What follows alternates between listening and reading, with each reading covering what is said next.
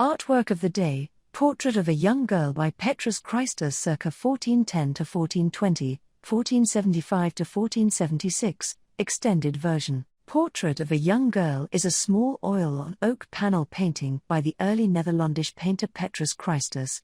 It was completed towards the end of his life, between 1465 and 1470, and is held in the Gemäldegalerie, Berlin. It marks a major stylistic advance in contemporary portraiture. The girl is set in an airy, three-dimensional, realistic setting, and stares out at the viewer with a complicated expression that is reserved, yet intelligent and alert. It is widely regarded as one of the most exquisite portraits of the Northern Renaissance. Art historian Joel Upton described the sitter as resembling a polished pearl, almost opalescent, lying on a cushion of black velvet.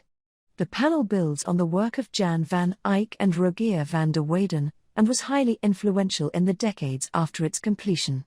Its appeal lies in part in her intriguing stare, accentuated by the slight misalignment of her eyes, while the eyebrows are faintly skewed. Description: Christus frames his sitter in a rigid and balanced architectural setting. She is positioned within a narrow rectangular space, before a wainscoted wall. The image is divided by the horizontal parallel lines of her wainscot and blouse, which join at the inverted triangle formed by the neckline of her dress.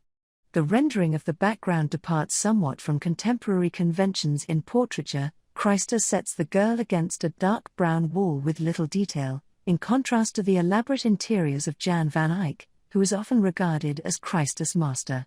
It is defined entirely by its material, a wooden dado rail along the top and the wainscot that forms the lower portion. The wall sets her in a realistic interior, perhaps intended to represent a space within her home. Light falls on the pictorial space from the left, creating shadows against the back wall, the strongest cast by the girl's hennin. The depth of space provided by the back wall gives room for this detailing, which Charles Sterling believes is indebted to Van Eyck. The light throws a murky but curved shadow on the wall behind the girl and acts as a counterpoint to the contour of her cheek and hairline. The girl has pale skin, almond and slightly oriental eyes and a petulant mouth. She reflects the Gothic ideal of elongated facial features, narrow shoulders, tightly pinned hair and an almost unnaturally long forehead, achieved through tightly pulled back hair which has been plucked at the top. She is dressed in expensive clothing and jewelry and seems to be uncommonly elegant. She looks out of the canvas in an oblique but self-aware and penetrating manner that some art historians have described as unnerving. Joanna Woods Marsden remarks that a sitter acknowledging her audience in this way was virtually unprecedented even in Italian portrait painting. Her acknowledgement is accentuated by the painting's crop, which focuses the viewer's gaze in a near-invasive manner that seems to question the relationship between artist, model, patron and viewer. The headdress is a variant of the truncated or beehive hennin, then fashionable at the Burgundian court. A very similar style, with no tail, is seen on the older of two girls in the donor panels of Presentation of Christ by the Master of the Prado Adoration of the Magi, a pupil of Rogier van der Weyden.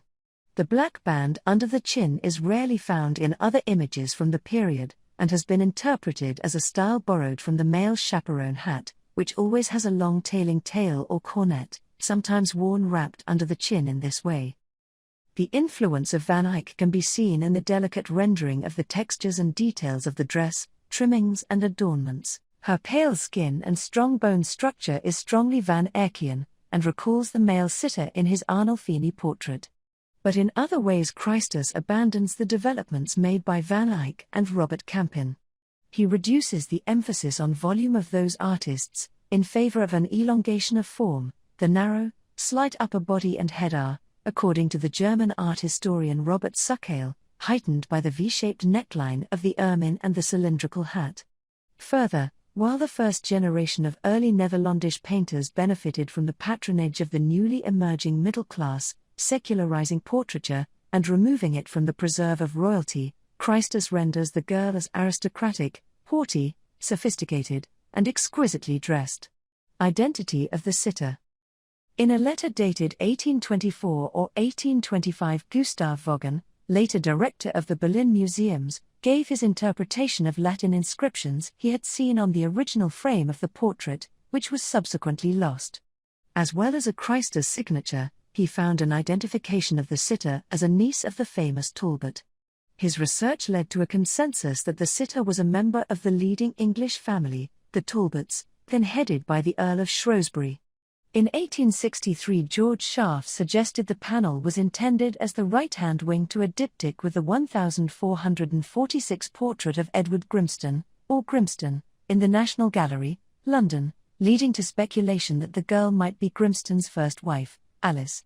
This was rejected by Greta Ring in 1913, on the basis that neither the dimensions nor background of the panels match, and that the Berlin panel was most probably completed some 20 to 30 years after the Grimston portrait.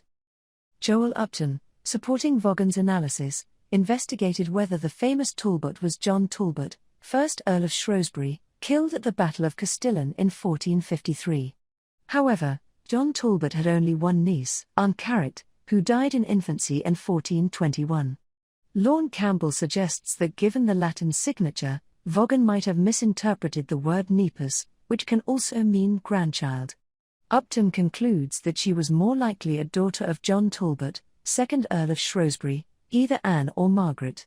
Their parents married between 1444 and 1445, suggesting that the sitter was under 20 at the time of the portrait.